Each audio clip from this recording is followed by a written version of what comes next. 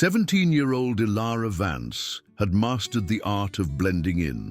Petite, with dark hair often pulled back in a simple braid and clothes chosen for their anonymity, she drifted through the halls of Northwood Academy like a whisper. Her family had relocated to this quiet town of Oakhaven just 3 months prior when her father secured a position at the local mill, and Ilara's sole ambition was to navigate her senior year unnoticed. What her new peers didn't realize was that Ilara had spent the better part of a decade immersed in rigorous combat training at her mentor's academy back in Coastline City. She was a multi-time regional champion in her weight class, having sparred with opponents twice her size since her early teens. Her mentor, a former professional combatant, had instilled in her the philosophy that true power lay in discipline and restraint, not in seeking confrontation. When the family moved, her parents had earnestly pleaded with her to set that life aside and embrace a typical adolescence. "Please, my dear," her mother had urged, her eyes glistening. "We've witnessed the toll that world can take. Your mentor's injuries, the constant intensity. We simply wish for you to experience a peaceful existence here. Can you just try to be an ordinary girl for a while?"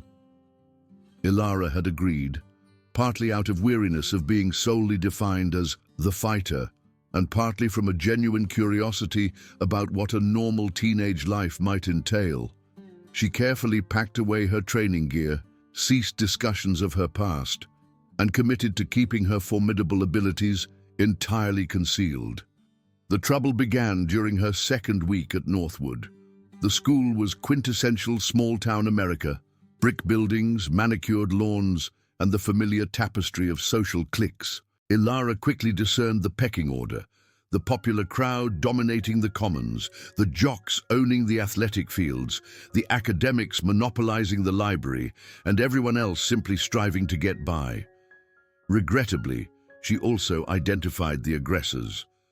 Rex Kincaid was the archetypal high school kingpin, clinging desperately to his fading reign. An 18-year-old senior, he'd been held back a year due to chronic truancy. He possessed a towering, imposing build and the kind of arrogant swagger born from never truly being challenged. His two constant shadows were equally unremarkable: Finn, a wiry kid with a nervous twitch who laughed too loudly at Rex's crude jokes, and Bronson, a bulky boy who seemed to exist solely to amplify Rex's sense of superiority. Their first encounter occurred on a Tuesday during the lunch period. Ilara sat alone at a secluded table, quietly eating her sandwich and engrossed in a novel, when Rex's imposing shadow fell over her. Well, what do we have here?" Rex drawled, sliding into the seat opposite her without invitation. Finn and Bronson positioned themselves like sentinels. "You're the new face, aren't you? From Coastline City?" Ilara looked up from her book, instantly recognizing the predatory glint in Rex's eyes. She'd seen it countless times before. The look of someone who had identified what they perceived as easy prey. "I'm Ilara," she stated calmly, closing her book. "And yes, I'm from Coastline City." "Coastline City," Finn echoed mockingly. "Fancy. Bet you think you're above us small-town folk, huh?" "I don't think that at all," Ilara replied, her voice unwavering. "I'm just trying to finish my lunch." Rex leaned forward, his smile morphing into a sneer. "You know, new girl, there's an unspoken understanding here at Northwood. Fresh faces need to show a little deference to those of us who've been here longer. It's just how things operate." Ilara felt the familiar tightening in her chest that always preceded a confrontation. Every instinct her mentor had drilled into her screamed to assert dominance immediately, to demonstrate to these boys that she was not to be trifled with. But she had made a promise to her parents, and more importantly, she genuinely wished to attempt a different path. "I'm not looking for any trouble," she said, beginning to pack her meal. "I'll simply find another place to eat." "Oh, but we haven't concluded our discussion yet," Bronson interjected, placing a heavy hand on her shoulder as she attempted to rise. "You see, that deference I mentioned, it's not just about attitude. There's a small, let's call it a territorial tribute, 10 credits a week, and we ensure no one gives you any grief. The demand was so preposterous that Ilara almost chuckled. These boys had no comprehension of whom they were attempting to intimidate. She could have had all 3 of them incapacitated in under 30 seconds. Instead, she gently removed Bronson's hand from her shoulder and stood. "I need to consider it," she said, which was her polite way of saying absolutely not, but phrased to buy herself some time. Sure, Rex said, his grin widening. "Take your time, but don't take too much. We'll speak again tomorrow." That night, Ilara lay in bed, staring at the ceiling, her mind racing. She could easily handle these boys, but that would mean exposing her true nature, and she wasn't ready to abandon her experiment in normal teenage life just yet. Perhaps there was another way to navigate the situation. The next day, she had her answer ready when Rex and his cronies cornered her again near her locker. "I won't be paying you anything," she stated calmly. "I'm not bothering anyone, and I'd appreciate it if you'd leave me alone." The shift in Rex's expression was instantaneous. The feigned amiability vanished, replaced by something cold and malicious. "That's unfortunate, Coastline," he said. "I truly hoped we could be amicable, but if you prefer to do this the hard way, that's perfectly acceptable to me." What ensued was a campaign of systematic torment that would have broken most individuals. Rex and his companions seemed to interpret Ilara's quiet refusal as a personal affront, and they made it their mission to render her life at Northwood Academy as miserable as possible.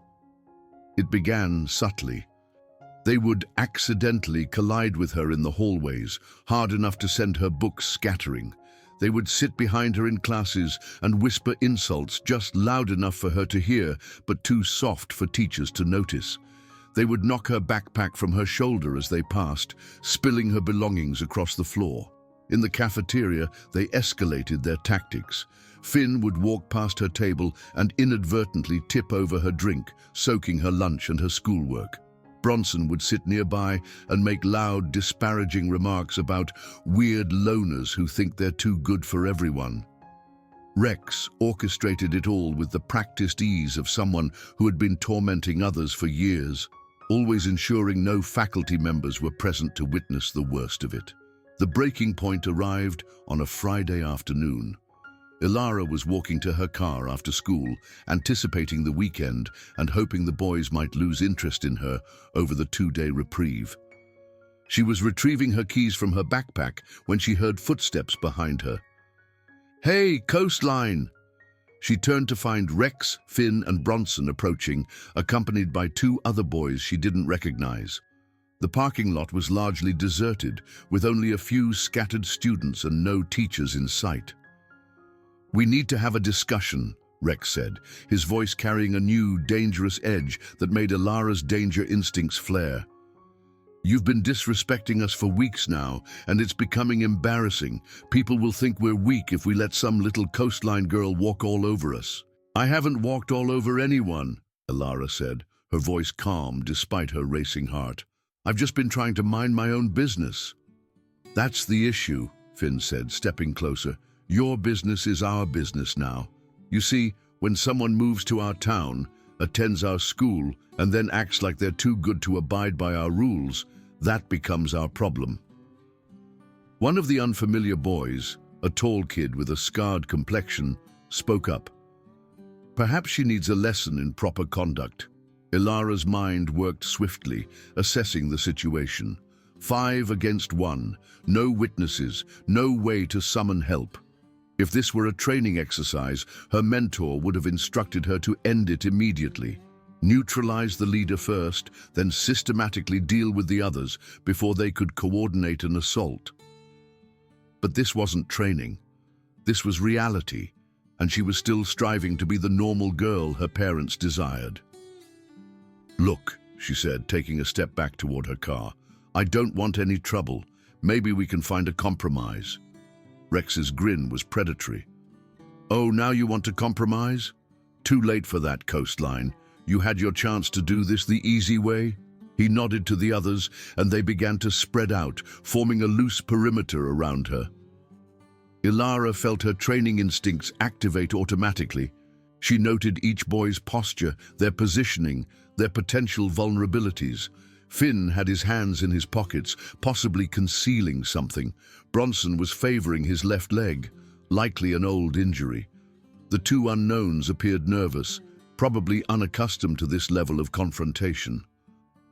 "Here's what's going to happen," Rex continued, pulling out his phone. "We're going to have a little fun with you, and I'm going to record it. Then, unless you want this video showing up on every social media platform in school, you're going to start showing us the deference we deserve, starting with 50 credits a week." The casual mention of recording sent a chill down Ilara's spine. She had witnessed the devastating impact on kids who became subjects of humiliation videos, how it haunted them indefinitely, shattered their reputations, sometimes even drove them to self-harm. The thought of her parents seeing her humiliated like that was more terrifying than any physical threat. Yet she tried one last time to de-escalate. "Please," she pleaded, hating how small her voice sounded. "I'll pay you. Just not here. Not like this." "Too late," Rex said, holding up his phone. "The time for negotiation is over. Boys, help our new friend understand her place." Bronson moved first, reaching for her backpack. In that instant, as his hands grasped her property and Rex's phone began recording, something inside Ilara snapped. All the weeks of harassment, all the humiliation, all the fear and frustration she had been swallowing down surged to the surface. But more than that, she realized that her experiment in being normal had failed. These boys would never leave her alone, would never see her as anything more than a victim to be exploited. She had tried to be the person her parents wanted her to be, but sometimes the world doesn't let you choose who you are. "Let go of my bag," she commanded, her voice utterly transformed. Gone was the quiet, uncertain tone she had been using for months. This voice was hard, controlled, and radiating absolute conviction. Bronson scoffed and tightened his grip. "Or what, little girl? Gonna cry for your mummy?" What happened next shattered everyone's perception of who Ilara Vance truly was. In one seamless motion, Ilara seized Bronson's wrist with both hands, pivoted, and used his own momentum to send him sprawling over her hip.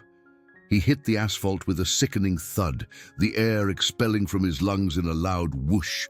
Before anyone could react, she had spun toward Finn, who was fumbling for something in his pocket. Her right hand shot out in a perfectly aimed strike, catching him squarely in the diaphragm. Finn doubled over, gasping for breath, and Ilara immediately followed up with a precise knee to his face. The sharp crack of his nose breaking was audible across the parking lot. The two unknown boys exchanged wide-eyed glances and immediately began to retreat. "We're out of here, man," one of them stammered, and they both turned and fled. Rex stood frozen, his phone still recording, his jaw slack with disbelief. In less than 10 seconds, his backup had been neutralized or had deserted, and the quiet girl from Coastline City stood over two of his friends like some kind of combat prodigy. "What the hell?" he managed to stammer. Ilara turned toward him, and Rex saw something in her eyes that made his blood run cold. This wasn't the frightened, submissive girl he had been tormenting for weeks. This was someone else entirely, someone formidable. 10 years, she said, her voice eerily calm. 10 years of advanced combat disciplines, multi-time regional champion. I've been holding back for months because I wanted to try being normal, but you wouldn't allow it. Rex's fight-or-flight response finally kicked in, but he chose poorly. Instead of running, he lunged toward her, convinced his size advantage would be enough to overwhelm her. Ilara sidestepped his clumsy charge with ease, seized his outstretched arm, and used a simple leverage throw to send him crashing to the ground. Before he could recover, she had moved behind him and secured a controlled hold around his neck, her arm positioned perfectly. "I could render you unconscious right now," she whispered in his ear as he struggled weakly against her grip. "I could leave you here on the asphalt. Is that what you desire?" Rex's struggles became more frantic as he realized he couldn't break her hold. His vision was starting to blur at the edges, and pure panic set in. "Please," he gasped. I can't breathe." Ilara maintained the hold for another few seconds, allowing Rex to fully comprehend his helplessness, then released him. He collapsed forward, coughing and gasping for air. "Here's how this is going to proceed," Ilara said, standing over the three boys. Bronson was still trying to catch his breath, Finn was clutching his obviously broken nose and whimpering, and Rex was clutching his throat. "You're going to leave me alone. You're going to leave everyone else alone too. No more demands for tribute, no more harassment, no more intimidation." You're insane," Rex wheezed. "No," Ilara replied calmly. "I'm highly trained. There's a distinction. I know precisely how much force to apply and when to cease. But if you or your friends ever bother me again, or if I observe you picking on anyone else, I won't be so lenient next time." She picked up Rex's phone, which had been recording the entire confrontation, and deleted the video. Then she dropped the phone on the ground next to him. "Oh, and Rex," she said as she walked toward her car, "if you're contemplating revenge or fabricating some story about what transpired here, remember that I know where you reside, where you work, and where you socialize. I've been observing you all for weeks. Do not test me." The drive home was surreal. Ilara's hands trembled slightly from the adrenaline, but she felt something she hadn't experienced in months: liberation. The constant tension she had been carrying, the apprehension that had been shadowing her through the hallways of Northwood Academy, was finally gone. When she arrived home, her parents immediately sensed a shift. There was a newfound confidence in her posture, a serenity in her expression that they hadn't seen since they'd moved to Oakhaven. "How was school today, my dear?" her mother asked carefully. "Better," Ilara said with a small smile. "Much better." That weekend, she unpacked her training gear for the first time since the move. On Monday morning, she walked into Northwood Academy with her head held high, wearing clothes that fit her properly instead of the baggy, shapeless outfits she had been hiding in.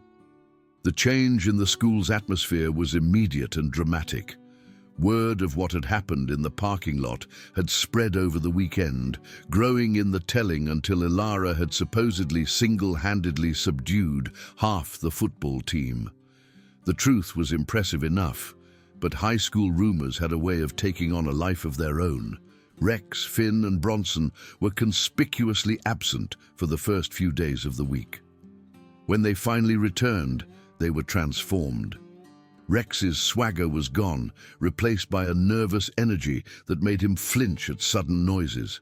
Finn wore a bandage across his obviously broken nose and avoided eye contact with everyone. Bronson walked gingerly, still feeling the effects of his encounter with the asphalt. But the most significant change was in how they treated other students.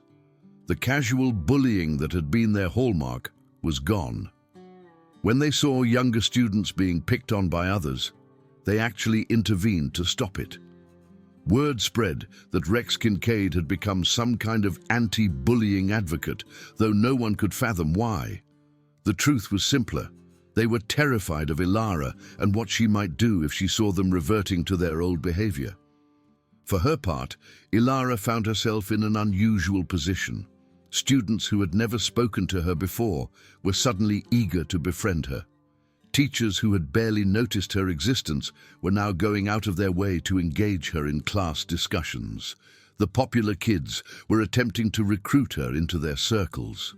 But perhaps the most meaningful change came from the students who had been targets themselves. A quiet freshman named Liam approached her after lunch one day, his eyes wide with admiration and gratitude. "I heard what you did to Rex Kincaid," he said nervously. "I just wanted to say thank you. He's been taking my lunch money since the beginning of the year, but he stopped after, well, after last week. Similar conversations unfolded throughout the week. Girl after girl, boy after boy, coming up to thank her for ending their torment. Ilara realized that Rex and his friends had been terrorizing far more students than she had known, and her actions had liberated all of them. 2 weeks after the parking lot incident, Rex Kincaid did something no one at Northwood Academy had ever expected. He apologized.